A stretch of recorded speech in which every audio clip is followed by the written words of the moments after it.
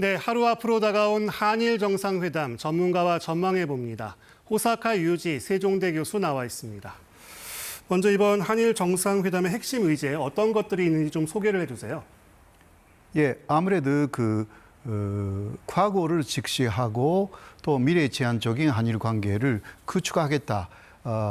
이재명 대통령이 8.15 견축사에서 이야기를 했는데 이 부분이 이시바 촌리하고의 정상회담에서 어떤 형태로 표현될지 이게 또 하나의 그 핵심적인 내용이고요. 네. 또 한일 간의 경제적인 협력을 어떻게 해 나가는가. 네. 지금 물밑에서 즉 이야기가 되어 있는 것은 CPTPP라고 해서 환태평양 자유무역지대 협정이라는 것이 있지 않습니까?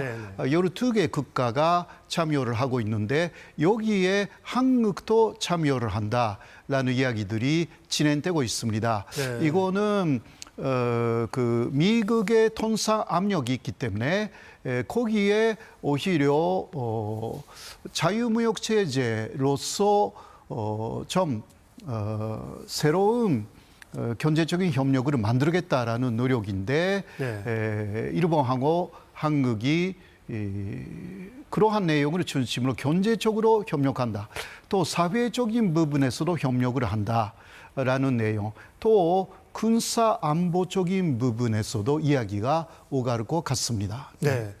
우선 큰 관심은 과거 김대중 오부치 선언 같은 새로운 한일 공동 선언이 나올까 이런 전망도 있는데 어떻게 예상을 하세요?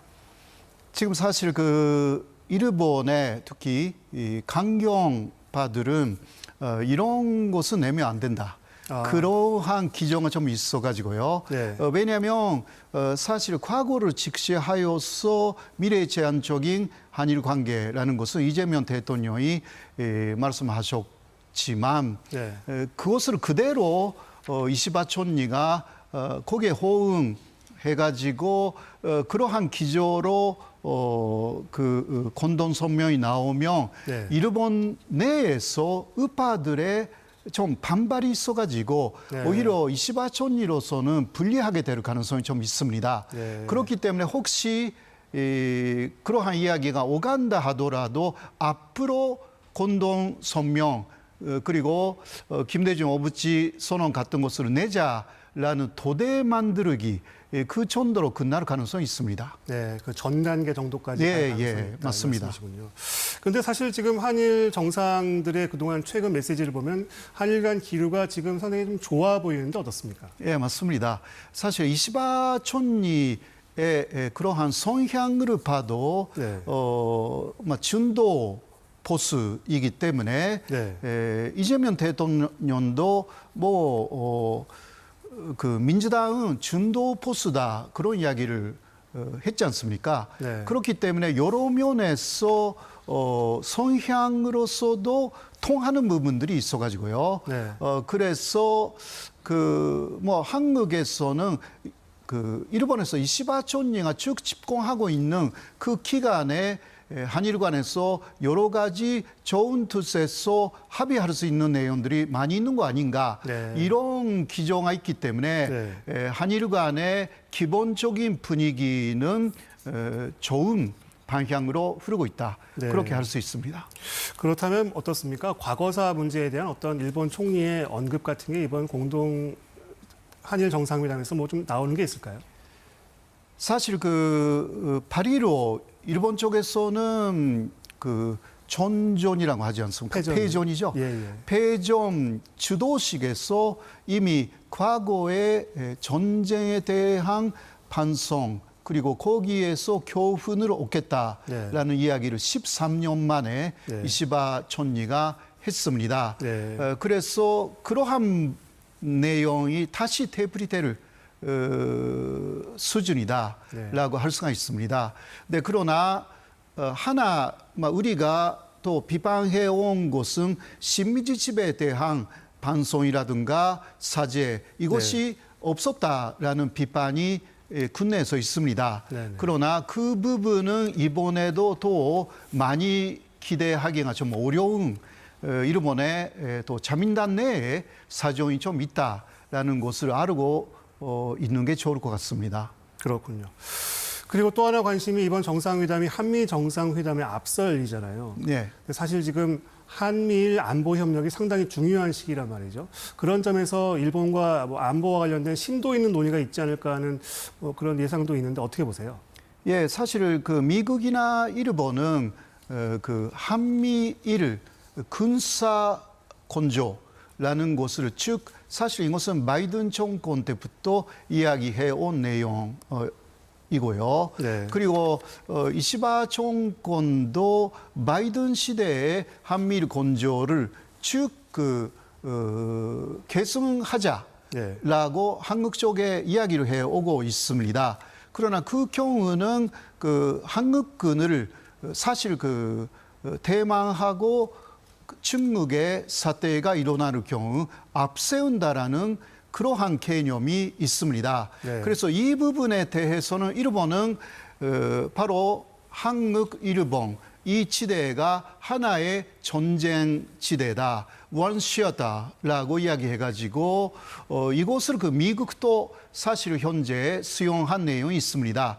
그런데 이 지역은 원시어다가 아니라 한반도는 하나의 시아타이고 또 남중국해는 또 다른 시아타이고 또 그런 식으로 이쪽은 세계 정도의 전쟁 지역이 있기 때문에 이 부분은 사실 한미일 군사 건조라는 것은 한반도의 평화를 간조하는 차원에서 조절해야 되는 부분들이 있습니다. 이재명 대통령이. 네. 네, 이 부분이 일본하고 미국 쪽에 주장한 대로 가면 상당히 좀 문제가 될 우려가 있기 때문에 오히려 이재명 대통령도 고민하고 있는 부분이 아닐까 그렇게 생각합니다. 그 부분을 갖고 이제 일본 총리하고 서로 좀 내용을 공유하고 좀 그럴까요?